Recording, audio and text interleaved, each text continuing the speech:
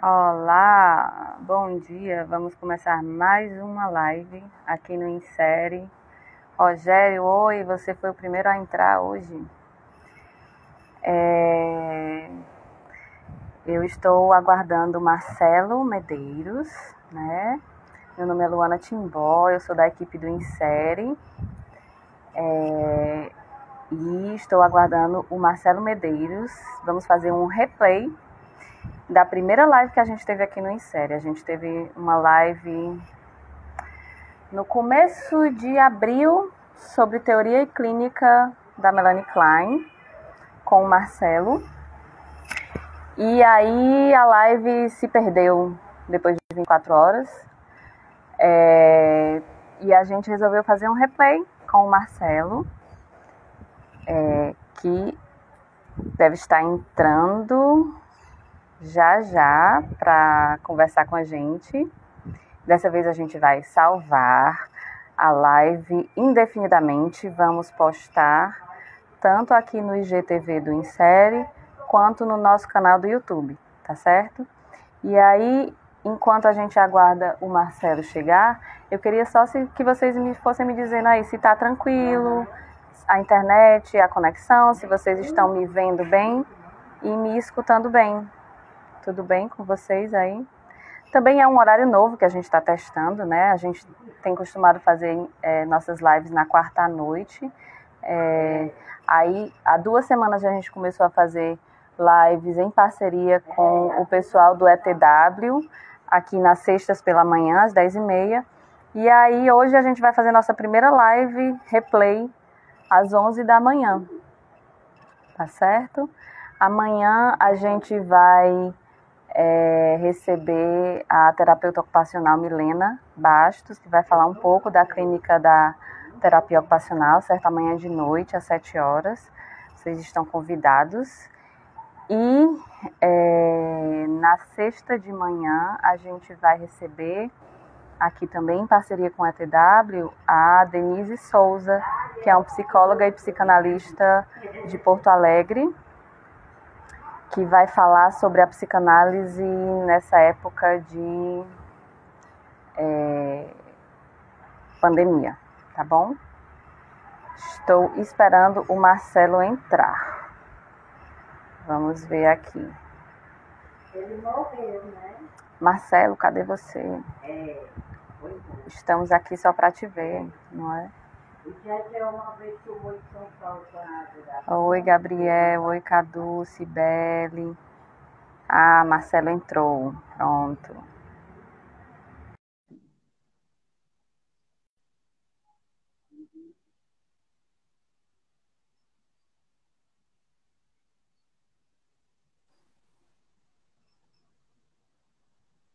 Olá, Oi, deixa eu virar a Marcelo. câmera.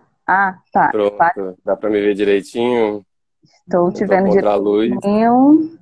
Estou te Dá, né? escutando direitinho. O pessoal também está vendo, o Marcelo direitinho aí. Não tá com nenhuma interferência. Por Eu enquanto, não tudo consegui colocar tranquilo. o celular, tô contra a luz, então coloquei uma luz aqui. Mas eu acho que dá para me ver, tá dando para me ouvir direitinho também, né?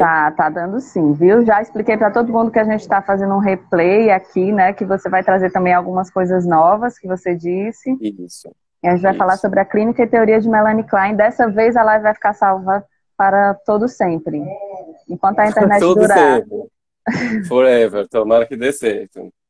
Bom, vamos lá, Isso. né? Vamos Eu lá. não sei se notaram, mas a primeira live tinha teoria e clínica de Melanie Klein, e a segunda eu coloquei clínica e teoria de Melanie Klein porque eu quis fazer uma coisa assim diferente. Eu Eu notei, quero. fiquei me perguntando se era isso mesmo. Então é de Não, mas propósito, né? é uma coisa proposital, porque o pensamento kleiniano, assim, a fantasia inconsciente está sempre em operação, então vai ter uma motivação, tem um motivo para isso. Tá. O motivo para isso é que no livro Psicanálise da Criança e de Crianças, que é um livro que ela lançou em 32, primeiro ela fala da clínica e depois Hum, ela faz desenvolvimentos teóricos.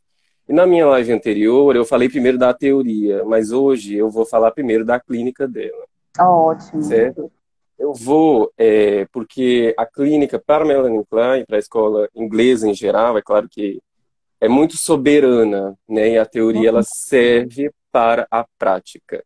E a Melanie Klein e os kleinianos, eles têm essa coisa de fazer teoria para a clínica, tá certo? Eu vou ler alguns exemplos. Antes eu vou falar assim rapidamente sobre a vida da Melanie Klein, certo? Que eu não Tá. falei da primeira vez, mas eu acho que é importante colocar que ela nasceu em 1882, certo? Então, assim, ela é do século XIX, do final do século XIX. Ela não é uma mulher do século XX. Em 1900 ela tinha 18 anos, certo? Nasceu Então exatamente ela 100 era anos antes de mim. 82, um século depois. um século depois da Melanie Klein. Olha aí, ela já nasceu em comemoração, quem sabe, É, né? Não tem a ver alguma coisa aí cósmica, vamos pois saber. é, nossos signos. Mas enfim, vamos pensar sobre ela, né? Ela era caçula de uma família, era muito bonita, e ela diz na autobiografia que gostava muito de chamar a atenção na escola, ela era a aluna preferida da professora, sabe, e tal. Só que assim, quando ela tinha 4 ou 5 anos, ela tinha uma irmã mais velha que morreu de tuberculose. Uma irmã mais Hum, velha que ensinava ela, ensinou ela, alfabetizou ela aos 5 anos de idade, quando a Melanie tinha 5 anos. A irmã mais velha que se chamava Sidone, se eu não me engano. Eu não estou lendo isso, eu estou tudo de cabeça, porque eu acabei de inventar que eu vou falar da vida dela, porque eu acho importante. E ela perdeu esse irmão aos 5 anos de idade, certo? Ela hum, tinha um sonho, o pai dela era médico, só que aí naquela época médico e dentista era quase a mesma coisa. E aí ele trabalhou como dentista e ela tinha uma admiração muito grande por esse pai. Ele também morreu em alguma idade dela e ela continuou com o sonho de fazer medicina, né? E ela ficou muito envolvida na época, quando ela tinha 15 anos. Ela tinha um irmão mais velho também, um outro, chamado Emanuel, que levava ela para... Ela nasceu em Viena, tá certo? Levava ela para a vida cultural de Viena, então ela estava envolvida nos ciclos. Ela era uma mulher, né? Então, assim, muito difícil é a uhum. situação dela, né? Ela quis fazer muito medicina, só que esse irmão mais velho acaba morrendo também quando ela tem 17, 16 anos. Então aí a gente vai ver depois, quando eu falar da posição depressiva, como isso pode ter uma implicação na Uhum. vida pessoal dela já desde cedo. E Muitas ela se mortes. casa de pequenas, grandes mortes, enormes, né? Principalmente para uma criança e para um adolescente poder processar, né? Mas enfim, ela então aos 17 ou 18 anos se casou com um rapaz que se chamava Arthur Klein, que deu o nome dela. Ela é Melanie Heises de nascença e virou Melanie Klein depois do casamento. E aí kleiniano se refere também, veja aí o machismo, né, Sim. às vezes, né? Então, ela se casou com ele e ele trabalhava viajando. Então, ela saiu de Viena e morou em várias pequenas cidades. E ela entrou em depressão. E naquela Uhum. época, isso no começo de 1900, naquela época era tratado com banhos, a pessoa ia tipo para spas, sabe, essas coisas. Então ela foi várias vezes. E deixava os filhos porque ela não conseguia, ela tinha perdido, né? Ela não pôde fazer medicina, que era o sonho dela. Até que em certo momento ela foi para a Hungria, em Budapeste, porque por conta do marido, e lá se encontrou com Sandor Ferenczi, que foi o primeiro analista dela. Ela leu o livro sobre os sonhos do Freud, gostou muito, se encantou e disse: eu vou me tratar com isso aqui, porque isso aqui parece excelente, né? E aí ela estava em Budapeste e encontrou Sandor Ferenczi, que é um dos discípulos mais geniais de Freud, dito pelo próprio Freud, tá certo? E essa análise, o Ferenczi, como se sabe, essa análise foi em 1914 e 1916. Essa análise Hum. mudou completamente a vida dela, tá certo? Ela tinha 36 anos, por aí. Então ela conseguiu, ela teve um filho durante essa análise, o terceiro, ela teve 3 filhos. Eu vou falar sobre um pouco mais quando eu estiver falando da controvérsia quanto a ela e a Ana Freud, que também é uma questão muito importante, que Uhum. se refere não só à análise de crianças, né? Então, é... meu Deus, mensagens. Bom, Uhum. aí ela fez análise com Ferenczi e melhorou muito de forma a não ter mais recaídas, né? Então deu muito certo essa análise. E o Ferenczi também percebeu que ela tinha, e apoiou ela, que ela tinha um talento para observar crianças. Naquela época, a psicanálise de crianças não era muito bem aceita como analítica, né? Como sendo psicanalítica no sentido pleno, efetivo da palavra. E foi a Melanie Klein que deu essa possibilidade de falarmos de psicanálise realmente com crianças. Porque uma outra analista que veio antes dela, que é meio que mestra da Ana Freud, que se chama Hermine von Hug-Helmuth, tinha uma abordagem mais educativa, só que também tem uma coisa misteriosa em torno dela, porque ela foi assassinada por um paciente. Nossa, A Hermine von Hug-Helmuth, não sei se vocês sabem, né? Exatamente. Então foi todo um preconceito em cima. Olha, veja como não se deve interpretar crianças e adolescentes, porque senão você está liberando as pulsões e eles podem ficar loucos e fazerem um monte de besteira, né? Gabriel tá Então, lembrando aqui de outra psicanalista mulher, a Sabine. Já falava Sabine de Spielreich falou da pulsão de morte antes de Freud, né? Sim. E a ênfase da pulsão de morte para Melanie Klein é assim essencial. Vou tentar falar para vocês um pouco disso quando der, um pouco depois, tá? Eu vou usar a primeira parte da live para falar sobre a abordagem dela com crianças e com adultos, uma abordagem muito característica, né? Vou ler alguns textos e falar sobre alguns casos clínicos, e depois eu vou falar sobre a posição esquizoparanoide depressiva, que é ao contrário do que eu fiz anteriormente, né? Tem uma citação, eu vou dar uma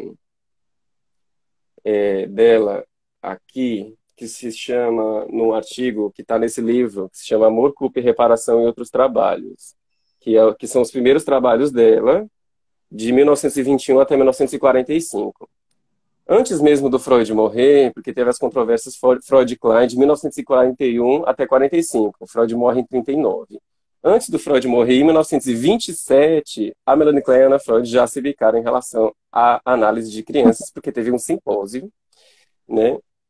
E aí eu vou ler um pequeno trecho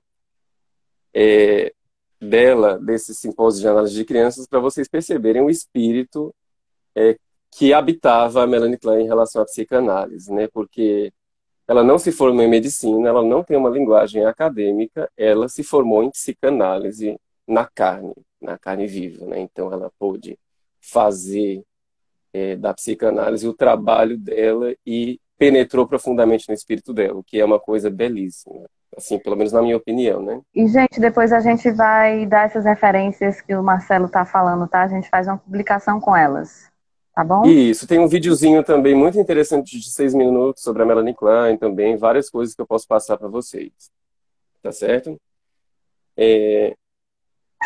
Eu vou ler uma parte do simpósio da análise de crianças, que é ela questionando a Ana Freud, certo? Tá. Ela diz: creio que a análise de crianças se desenvolveu bem menos favorável do que a análise de adultos, porque não era abordada num espírito de investigação livre e sem preconceitos, como foi o caso com esta, a de adultos, né? Ao contrário, ela foi tolhida desde o início por certas preconcepções, ou seja, a clínica não era soberana no que se referia à análise de crianças. Né? É como se ela estivesse dizendo que estavam muito teóricos em relação às crianças e não tinham um espírito livre e investigativo em relação a esse tipo de trabalho. Portanto, pedagogizavam as crianças, educavam, corrigiam comportamentos. E esse é o tom da Ana Freud. Era o né? grande E aqui em 1900... Como educar as crianças para que elas não sejam neuróticas no futuro? Né? Bom, aí está uma pergunta que o Bion cita que... Diga. Não, eu acho que era a grande questão da Ana Freud, né? E ela chegou era uma a fazer uma escola, né? Ela chegou fazer uma escola psicanalítica, né? Sim. É uma questão, né? Bom, aí ela vai falar sobre o pequeno Hans, né? Ela cita bastante esse caso nesse artigo. Se voltarmos novamente nossa atenção para a primeira análise de uma criança, aquela que serve como fundamento para todas as outras, o caso do pequeno Hans, veremos que ela não foi submetida a esse tipo de limitação. É claro que não havia ainda uma técnica especial. o pai da criança que conduziu essa análise parcial sob a orientação de Freud não era versado na prática analítica. Apesar disso, ele teve a coragem de levar a análise bem longe, obtendo bons resultados. Não sei se vocês leram o Pequeno Hans, mas teve bons resultados. E teve a análise do Édipo. Freud falou sobre o Édipo com o Hans. Então aí nós temos uma atitude em Freud, que é a Melanie Klein. Eu não vou dizer que o Freud era kleiniano, mas a Melanie Klein foi muito freudiana em relação ao... Falando bem do Freud aí, ela, né? Tá falando bem do Freud aí. Elogiou ele. Muito, ela fala muito bem do Freud. Ela tem muita gratidão ao Freud, mas o Freud nunca reconheceu ela. Ele só chegou num evento que eles se encontraram. Ele chegou, você analisa crianças? Ah, tá certo. Aí dispensou ela, o que foi bem decepcionante, porque a filha dele, né, analisava crianças e elas tinham essa rixa, então o Freud ficava numa posição muito complicada, né, como pai, tanto da psicanálise como pai da Ana Freud, né? Sim. Então, apesar disso, ele teve a coragem de levar a análise bem longe, obtendo bons resultados. Continuando, né? No resumo a que me referi no início desse artigo, Freud diz que gostaria de ter ido ainda mais longe. Essa afirmação também mostra que ele não via nenhum perigo numa análise detalhada do complexo de Édipo, com uma criança, né? Freud, portanto, obviamente não acreditava que esse complexo deveria, por uma questão de princípios, deixado de ser analisado no caso de crianças. Aí ela fala aqui sobre a von Hug-Helmut, e aí mais na frente ela diz, durante todos esses anos, a análise de crianças, que sem dúvida poderia ter contribuído diretamente para o desenvolvimento da teoria psicanalítica, não fez nada nesse sentido digno de nota, o que é verdade. Bom, Anna Freud, assim como Hug-Helmut, acredita que ao analisarmos as crianças, não podemos descobrir mais sobre o período inicial da vida do que analisando os adultos. Ao contrário, podemos descobrir menos. Então, essa era a opinião de Hug-Helmut e de Anna Freud, que as crianças não eram passíveis de análise, não faziam transferência, e, portanto, não há o que fazer de analítico no sentido propriamente dito, né, de análise da transferência. Então, a Melanie Klein, ela descobriu muita coisa a partir da análise de crianças e teorizou muito, né? Assim, deixa eu ver aqui. Aqui nos deparamos, só mais um parágrafo, com outro pretexto apresentado como motivo para o lento progresso no campo da análise de crianças. Costuma-se dizer que o comportamento da criança na análise é obviamente diferente do adulto e que, portanto, é preciso aplicar uma nova técnica. Creio que esse argumento está incorreto. Aí ela diz, se me permitem adaptar o ditado, é o espírito que constrói o corpo, gostaria de dizer que é a atitude, a convicção interna que encontra a técnica necessária. Ela está peitando a Anna Freud diretamente, em 1927. Ela é bem ousada, tá, gente? É que ela já estava analisada. Ela fez análise com Karl Abraham depois, de 1923 e 1924. E ele morre em 1924. Esqueci de dar esse outro detalhe. O Abraham. Né? Então, ela fica desamparada, mas ela tem uma qualidade de gênio, assim, que mantém ela viva. Então, o Ferenc morre também, né?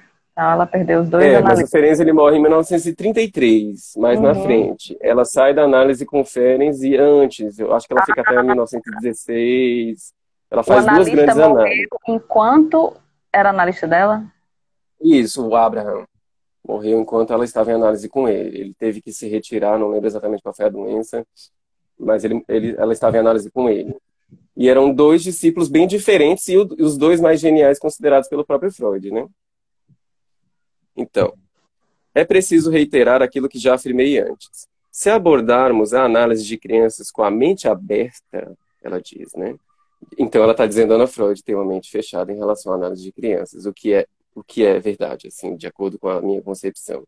Se abordarmos a análise de crianças com a mente aberta, descobriremos maneiras de sondar até mesmo os recessos mais profundos, diz ela em 1927. Então, a partir dos resultados desse procedimento, será possível compreender a verdadeira natureza da criança e perceber que não é preciso impor nenhuma restrição à análise, seja no que diz respeito à profundidade em que se deve penetrar ou aos métodos através dos quais deve funcionar. Então aqui ela dizia que a educação, porque ela tentou educar algumas crianças e falhou completamente. O que ela diz é que a psicanálise, se for bem feita com uma criança, faz com que ela, inclusive, se torne mais receptiva à educação, se for bem sucedida, né? Porque abre espaço para as pulsões de vida e para a introjeção de objetos, não de forma forçada, mas de forma espontânea. A criança busca, né? Ela falou muito sobre a inibição intelectual, só que ela não tratou como se fosse uma coisa a corrigir, mas como uma questão que a criança está trazendo e que precisa de compreensão. Ela tem um caso, que é o caso Ruth. Eu vou falar muito rapidamente. Tá. Eu não sei quantos anos essa criança tinha, deixa eu ver. O caso mais conhecido dela é o Dick, né? É o Dick, isso, que foi um caso que ela diagnosticou como esquizofrenia infantil, mas a gente entenderia como autismo hoje, né? E ela diz que não se tratava de uma criança neurótica. E aí ela faz uma coisa diferente. Ela diz, no caso, no texto dela que tem esse caso, que se chama A Importância da Formação de Símbolos no Desenvolvimento do Eu ou do Ego, como se diz em inglês, né? Ela viu que ele não brincava, então ela falava com a mãe do paciente antes, com os pais do paciente, e descobriu que o Dick...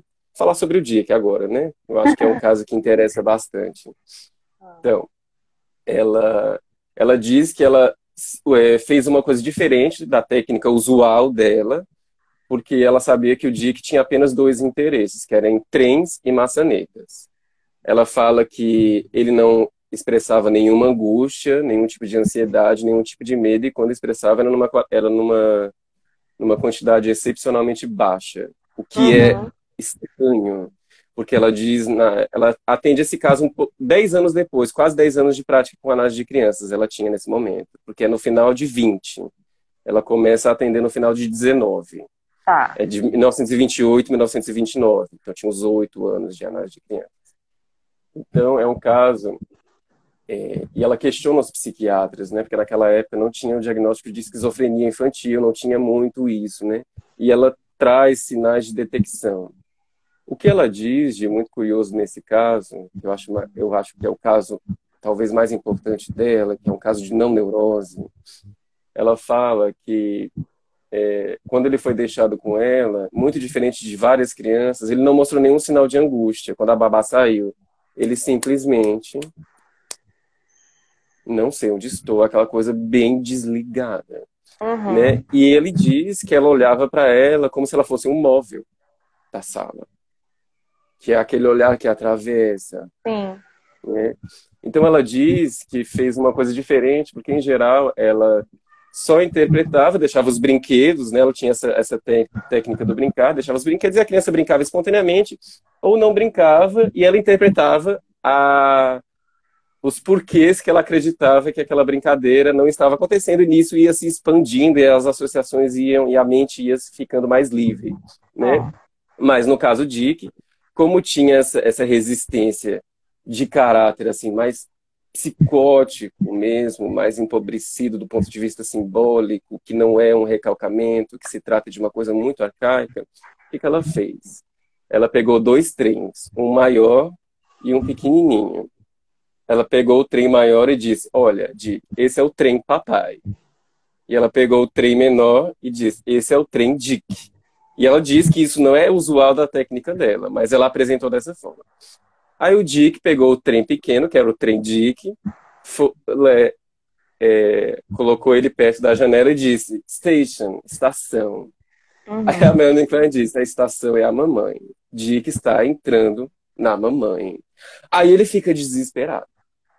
O que é ótimo do ponto de vista terapêutico, porque esse menino, diz ela, que estava tão angustiado que não cabia dentro dele a angústia, de tal modo que ele estava tão cheio de desesperança que ele nem a ajuda pedia. Aí ela diz isso, né? A estação é a mamãe, Dick está entrando dentro da mamãe. Aí ele corre, fica desesperado, então alguma vitalidade aparece. E isso é vital para Melanie Klein, a angústia. Né? A angústia aparece, ele se enfia num certo vão entre 2 portas, que era escuro, e diz, escuro. E a Melanie Klein interpreta novamente. É escuro dentro da mamãe, Dick está dentro da mamãe escura. Ao que ele sai desse vão e se esconde atrás da mesa e pergunta, babá. Aí ela diz, a babá já vem. Hum. É lindo, é lindo. Porque aí ele acorda, porque ela é Uhum. franca e honesta com ele, né? Não tem essa coisa de ser boazinha, mas é de ser franca e honesta com o paciente, seja ele criança ou adulto. Tem um caso clínico de um adulto que eu queria ler para vocês, É a tem Ruth. 2 páginas e meia, porque fala-se muito sobre criança quando se fala sobre Melanie Klein, mas ela não se restringe a atendimento infantil, tá, Eu gente? ia te É uma perguntar coisa que... também. E os atendimentos adultos, mas também você pulou a Ruth e esqueceu da Ruth. Mas a Ruth vai ficar esquecida porque eu acho que não teremos tempo, porque já Ah, são uma... A Ruth é assim, ó, eu vou falar para vocês rapidamente. A Ruth era depois uma pode. criança que eu acho que tinha 4 anos. Ela não aceitou entrar na sala com a Melanie Klein sozinha. Ela queria a irmã mais velha junto com ela. E Uhum. eu acho que a mãe dela tinha tido outro filho, né? Então, a Ruth ignorava completamente a Melanie Klein, mas percebia, não era aquele ignorar autístico, era ignorar sabendo que você está aí. Eu não vou dirigir a minha palavra a você. Essa é a Ruth. Ela dirigia só a irmã mais velha. Uhum. Aí, uma vez, a Ruth desenhou um copinho cheio de bolinhas dentro, e a Melanie Klein perguntou, o que que é isso? O que que isso significa? Ela ignorou a Melanie, né? Tô nem aí pra ti. Mas claro que percebendo, isso é uma coisa mais assim, não é psicótica, não é aquela ignorância psicótica. É uma coisa assim, sei que você tá aí, não gosto de você, não quero falar com você. Mas registro sua presença, né? Como objeto mau.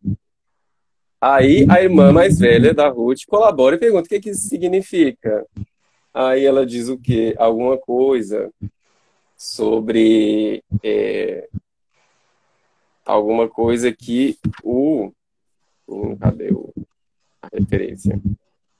Alguma coisa sobre sobre ser um corpo cheio de bebês. E Hum. aí ela começa a fechar várias coisas. Inclusive, pega uma bolsa, pega o zíper, enfia um monte de coisa dentro e fecha. E a Melanie Klein diz, eu acho que tu se incomodou muito porque a tua mãe teve um bebê novo e tu quer que ela fique fechada para que não saiam mais bebês dentro dela. E ela fica impressionada, Ruth, segundo a Melanie Klein, com o que ela diz, e passa a incluir a Klein de forma mais efetiva na brincadeira. Então, isso resolve, através da interpretação, resolve assim, né? Possibilita, abre a elaboração, abre caminho para a elaboração, inclusive para se conectar de forma mais efetiva com o analista, com mais Uhum. vitalidade. Tá certo? Tem um exemplo de análise de adulto também, que eu queria ler para vocês. Posso ler mais esse exemplo? Tá, Aí vamos. eu vou trazer a... Nós temos meia hora, Meia hora. né? Vamos. Eu vou trazer um exemplo tirado do Inveja e Gratidão de uma mulher, de uma paciente adulta, para mostrar a forma como ela trabalhava, que ela diz que deriva da forma que ela trabalhava com crianças, tá certo? Ela diz o seguinte: meu primeiro exemplo é tirado da análise de uma mulher. Ela tinha sido amamentada ao seio, mas outras circunstâncias não foram favoráveis. E ela estava convencida de que sua tenra infância e sua amamentação haviam sido totalmente insatisfatórias, a paciente, né? Seu ressentimento do passado ligava-se à desesperança quanto ao presente e ao futuro. A inveja do seio nutridor e as consequentes dificuldades nas relações de objeto que já haviam sido extensivamente analisadas antes do material ao qual vou me referir. Esse artigo é o Inveja e Gratidão, é de 1957, ela morre em 1960, então é a última Melanie Klein, tá certo? Ela vai falar da inveja do seio e da inveja na relação com o analista, onde um paciente pode piorar para dizer que você é ruim. Assim como uma pessoa pode atacar o Como bom é? objeto por inveja. Mas peraí, o analista O pode. paciente pode ter Ah, uma reação terapêutica negativa, uhum. porque melhorar é também atribuir sucesso ao trabalho do Ah, analista. certo. E isso incomoda o narcisismo. E ela relaciona isso com a inveja. Tá certo? Tá. Que eu não vou ter tempo de falar, porque eu vou falar da posição esquizoparanoide e da posição depressiva rapidamente depois de ler esse caso. As análises eram feitas 5 vezes por semana, tá certo? De segunda a sexta. Então, é uma coisa intensa naquela época. É assim ainda na Inglaterra, tá certo? Crianças e adultos. Crianças e adultos. Esse caso é 5 vezes por semana, de segunda a sexta. Tá? Então, A paciente telefonou e disse que não podia vir à sessão por causa de uma dor no ombro. No dia seguinte, telefonou para dizer que ainda não estava bem, mas que esperava ver-me no dia seguinte. Quando, no terceiro dia, ela realmente veio, estava cheia de queixas. Sua empregada cuidara dela, mas ninguém mais havia se interessado por ela. Descreveu-me, num dado momento, sua dor havia aumentado subitamente, acompanhada de uma sensação de frio intenso. Ela havia sentido uma necessidade imperiosa de que alguém viesse imediatamente e cobrisse seu ombro, de maneira que ele ficasse quentinho, e fosse embora de novo assim que fizesse isso. Tá? Ela pensou essa fantasia na sessão. Naquele instante, lhe ocorreu que devia ter sido assim que ela se sentira quanto bebê, ao querer ser cuidada e ninguém vir atendê-la. Era característico da atitude dessa paciente para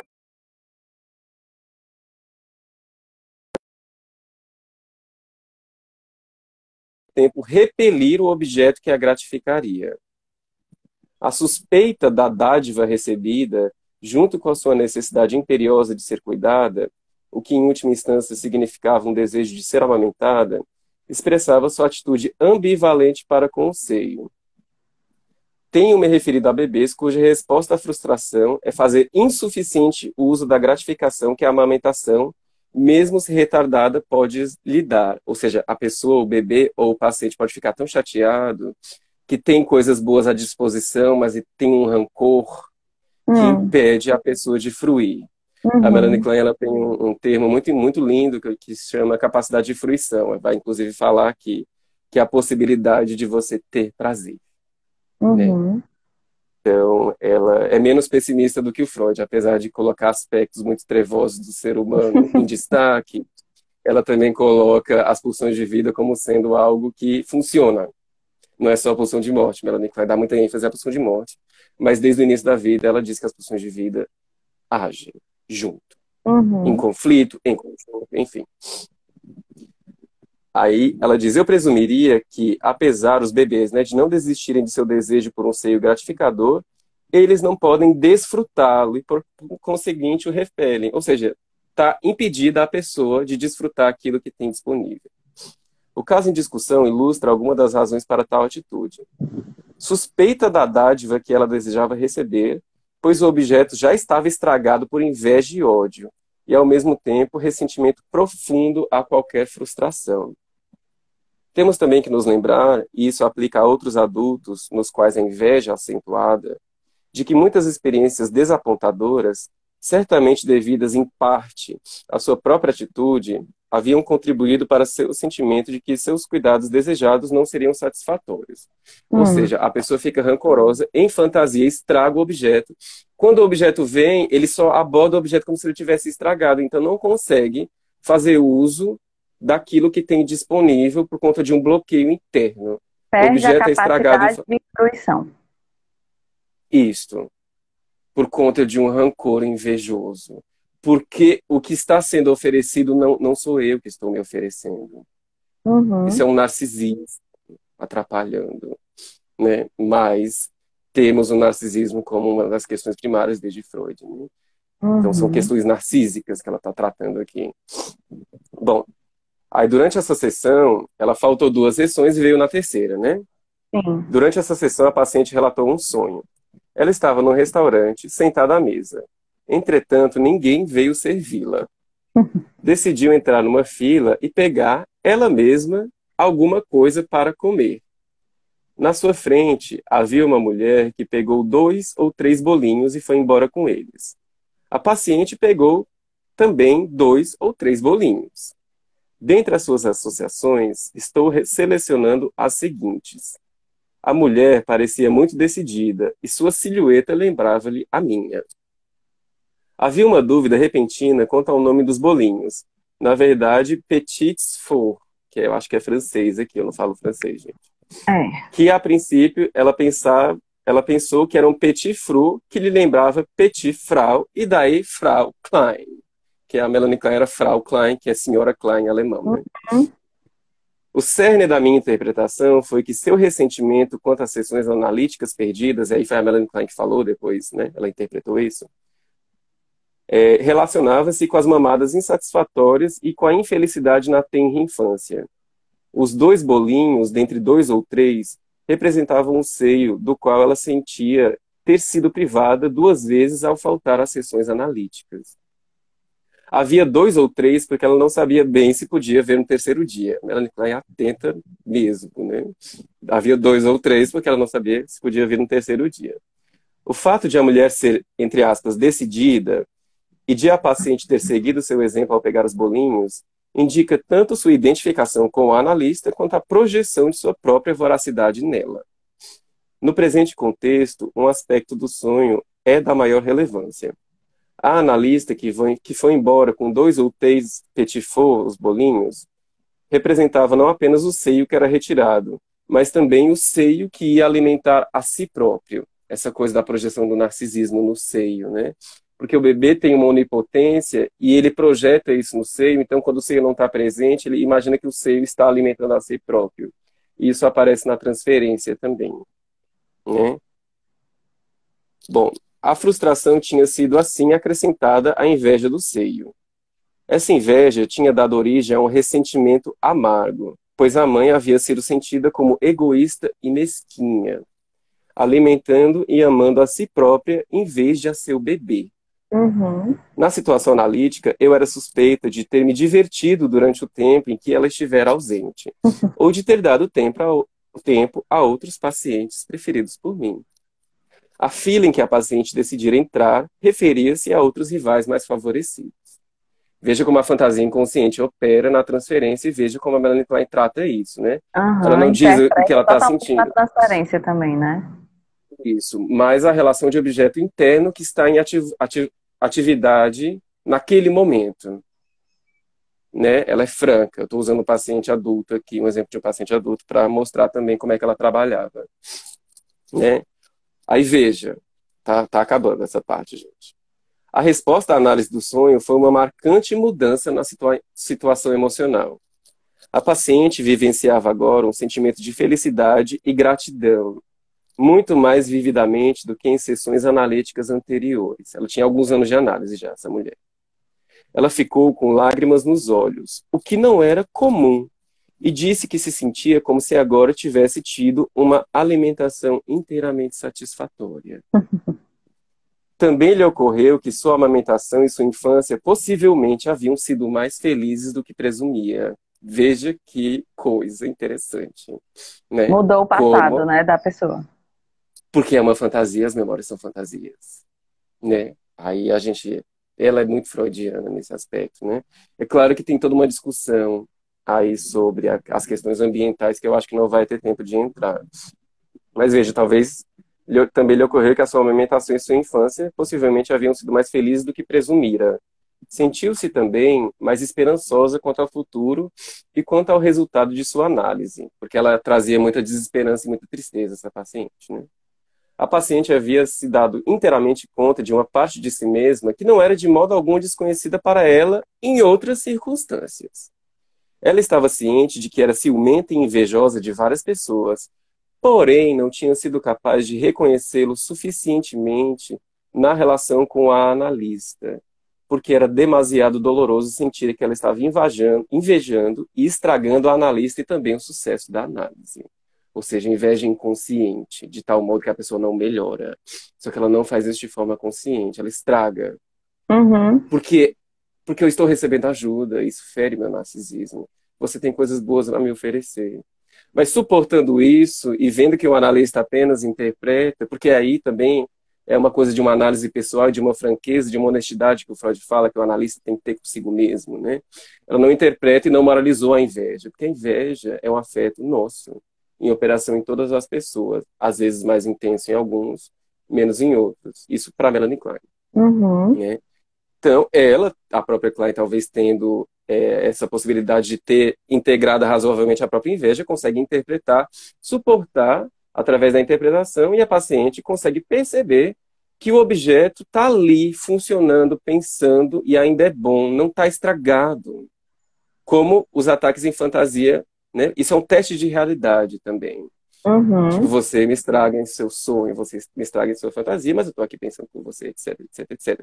Então, abre a possibilidade de um sentimento de gratidão. Veja, e aí até as ideias sobre o passado e as ideias sobre a própria pessoa mudam. Sim. O que é muito interessante, porque muda a forma de se perceber, né? Então, nessa sessão, depois das interpretações mencionadas, sua inveja havia diminuído. A capacidade de fruir e a gratidão haviam passado para o primeiro plano, e ela foi capaz de vivenciar a sessão analítica como uma alimentação feliz.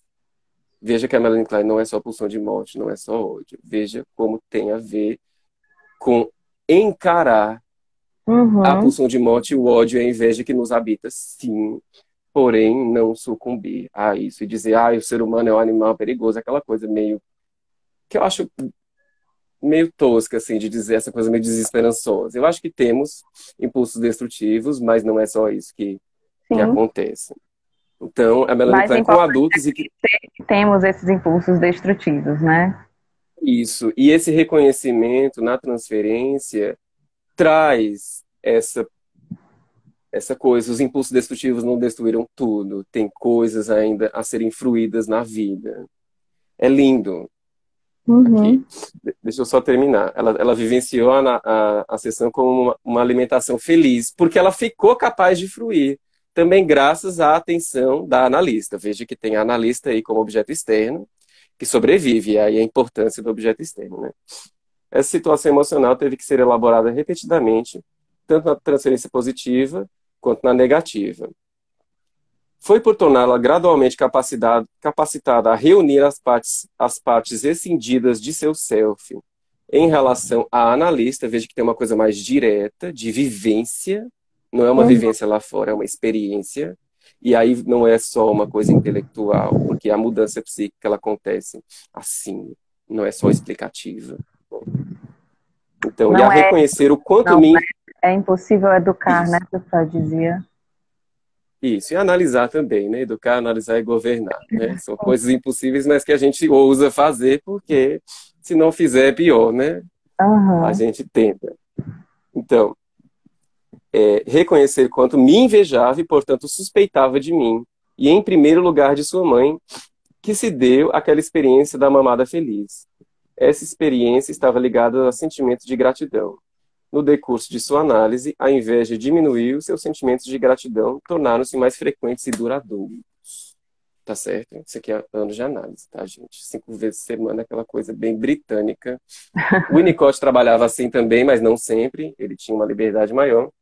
Mas tem a questão da sociedade britânica e da IPA, né, que exigia e ainda exige, enfim, É.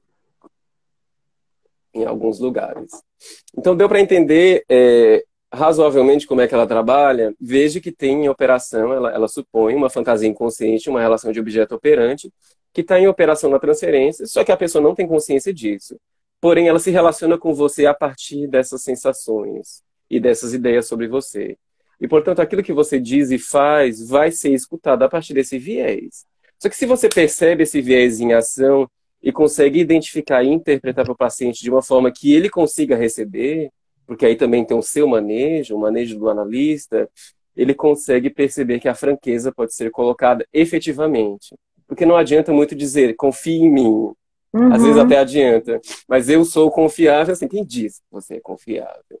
Né? Então tem vários testes, várias coisas que as crianças fazem com os pais e os pacientes fazem com o analista na transferência. Né? Uhum. Então veja que as crianças para Melanie Klein podem fazer transferência porque a fantasia inconsciente ela está em operação desde o início da vida, tá certo? Então é uma fantasia muito confusa inicialmente, os objetos são percebidos de forma muito difusa, que ela chama de posição esquizoparanoide. Ela acredita que o eu, o ego, funciona e opera desde o nascimento. Ele é ativado pelas pulsões de vida e tem como função lidar com a angústia, que é de caráter de nascimento. Só pode ter angústia, segundo Freud, se houver um eu, um ego. Não é isso? Não Sim. existe, o Freud fala que não tem sentido falar de angústia no supereu, tem angústia do eu diante ao supereu. Mas o Sim. supereu não se angustia, e ele fala no Inibição, Sintoma e Angústia também que não faz sentido o id ou isso se angustiar. Então, é o eu. Se há angústia, há eu, há ego. Então, a partir dessa possibilidade de se angustiar, ela pensa, bom, deve ter algum tipo de funcionamento emocional já no bebê em ação. E ela diz uma coisa que é muito interessante, porque ela é muito internalista, às vezes, nas afirmações dela. Mas ela diz que a possibilidade de encontrar um bom objeto tem a ver com a mãe oferecer também esse bom objeto, é claro, mas tem a ver com a capacidade do bebê de amar e de encontrar bons objetos que ele traz, certo? Então ela traz esse caráter constitucional, ela coloca muito, muito em voga, que o Freud colocava, né?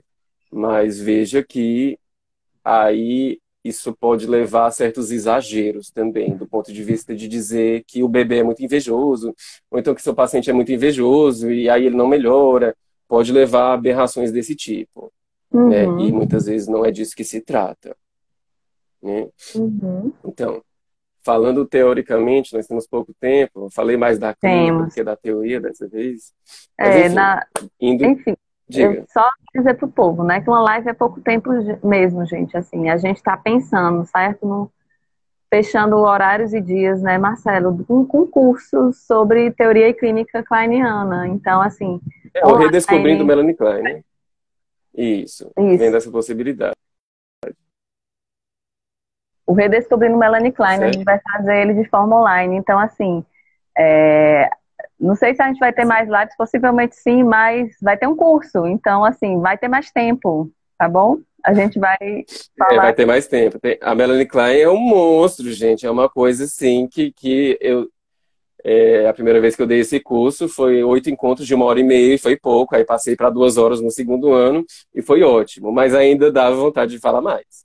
Então, 1 hora É, é pouquíssimo. Vocês as querem, lives é assim, só pra vamos gente ficar suportar a com o gostinho e voracidade. se apaixonar, é. Mas Mas exercendo veja, nossa voltando para ela, capacidade de fruição aqui, vamos. vamos. Voltando para ela, existe, desde o início da vida, um eu em funcionamento.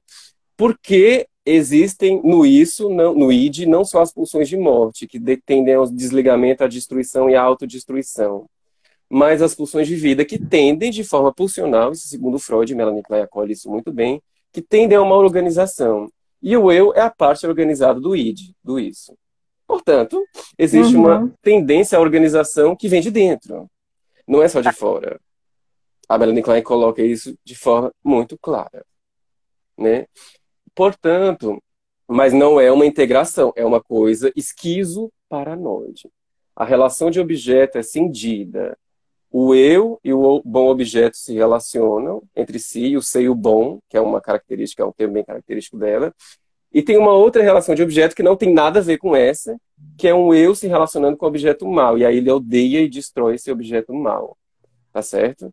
Essa relação não tem nada a ver uma com a outra, porque o bebê mantém separado de forma esquizoide. Uhum. Porque a relação com o bom objeto ainda é muito frágil. O Winnicott depois vai falar de ilusão, ilusão necessária para a constituição. Se houver uma integração precoce, como vai acontecer na posição depressiva posterior, o bebê não suporta, ou então a pessoa adulta não suporta, e aí cai numa melancolia, cai numa desvitalização, Hum. né? Então, isso é clínico, tá certo? Porque posição esquizoparanoide e posição depressiva são diagnósticos, só que são de posição, são diagnósticos que você faz no momento. E E a partir desse diagnóstico você intervém de uma certa forma. a gente precisa experienciar esse momento esquizoparanoide que todos nós passamos na nossa vida. Isso. E respeitar no paciente também. Hum, Porque se for uma integração precoce, quem não está ouvindo é você. Tem isso da Melanie Klein, ela fala. Existe uma forma de trabalhar se você. Isso é um diagnóstico, isso é uma atividade diagnóstica não de estrutura, não de transtorno, mas de momento. E é uma coisa que você faz o tempo inteiro. Às vezes é necessária. A posição esquizoparanoide ela não é uma patologia per si, ela é uma necessidade. hum, Porque é preciso criar e isolar essa relação com um bom objeto, porque Eros, inicialmente, não tem tanta força. Ele precisa de muito apoio. Isso para um bebê, mas não só para um bebê. Isso também, muitas vezes, para o seu analisando, para o seu analisante, para o seu paciente. Né? Você respeita, então, aquilo. e deixa ele funcionar na posição esquizoparanoide, porque é uma necessidade para estar vivo. Uhum. Né? Então, quando esse bom objeto adquire certa força, na posição depressiva, com certa maturidade, não só neurológica, ela está falando de um bebê aqui, a posição depressiva começa aos 3 ou 4 meses, tá, gente? É uma coisa assim que ela coloca lá atrás. E o Édipo inicia aí também, na fase oral, tá certo? Que no começo não tem nada a ver com a diferença sexual, mas simplesmente com uma privação. Vejam que esse caso dessa adulta que eu li agora é uma questão edipiana, porque o seio se retira para gratificar-se a si mesmo. Isso é uma espécie de cena primária, não genital, mas dá pra entender? Tipo, Sim, sim. isso é uma cena primária, que não tem a ver com sexuação, mas tem a ver com exclusão e ódio, e ataque à cena primária. Né? Esse é um ataque invejoso, que eu não vou entrar em tantos detalhes. No curso dá para entrar melhor. Mas o que eu estava dizendo em relação à posição esquizoparanoide é que o bebê ama o bom objeto e odeia o mau objeto, e são objetos que não têm nada a ver. Então ele ataca o mau objeto e ama o bom objeto. Mas Uhum. isso é uma relação cindida, dividida, porque a pulsão de vida precisa de apoio em certos momentos, né? Então, quando existe uma maturidade, a ideia da análise é essa, e a ideia do desenvolvimento em Melanie Klein é essa, do desenvolvimento emocional, digamos, interessante ou saudável, como se diz em saúde mental hoje em dia, é que haja essa posição depressiva, onde eu reconheço a minha agressividade em relação ao objeto, porque existe isso, a integração do eu e do objeto. O bebê e o paciente, e nós percebemos que o objeto bom e o objeto mau são o mesmo. Ela chama de whole object, objeto total, foi traduzido assim, mas pode ser objeto inteiro. Acho total uma coisa muito que pode levar, às vezes, a coisas erradas, né? Total. Mas objeto inteiro. Ele fica inteiro também nessa relação. Só que estar inteiro é difícil, porque amar e odiar o mesmo objeto ao mesmo tempo. Nossa, quer dizer, Reconhecer a inveja, reconhecer a agressividade, né? Que você tem para e, com aquele objeto que você ama também. e a desidealização do self, de si, que você não é nenhum santo. Mas assim, você pode também se endemonizar demais, porque a culpa pode ser muito grande. Sim. Então tem várias formas de se tratar isso, na transferência, tá certo? E, enfim, tem essa dinâmica entre as posições esquizoparanoide depressivas, que são dinâmicas do desenvolvimento emocional, mas são dinâmicas transferenciais também. Veja que essa paciente, que eu li, essa última, foi uma posição depressiva, foi um alcance à posição depressiva, porque ela se sentiu mais integrada, reconheceu na transferência a inveja e os ataques, que faziam demorar, porque ela ficava tão ressentida que ela não conseguia fruir, mas isso também por conta de um sentimento de culpa, eu não mereço. Veja que tem vários elementos aí em Uhum. jogo, complexa, né? E a escuta kleiniana é muito dinâmica e muito complexa também, assim, é um campo de coisas acontecendo ao mesmo tempo e que você interpreta certas coisas. O Uhum. Bion vai falar de fato selecionado, né? E aí que você seleciona, tem várias coisas, tem um campo, você seleciona um fato e a partir daquele fato selecionado você tem um vértice de visão. Se você selecionar outro, você tem outro Sim. vértice em relação ao mesmo material.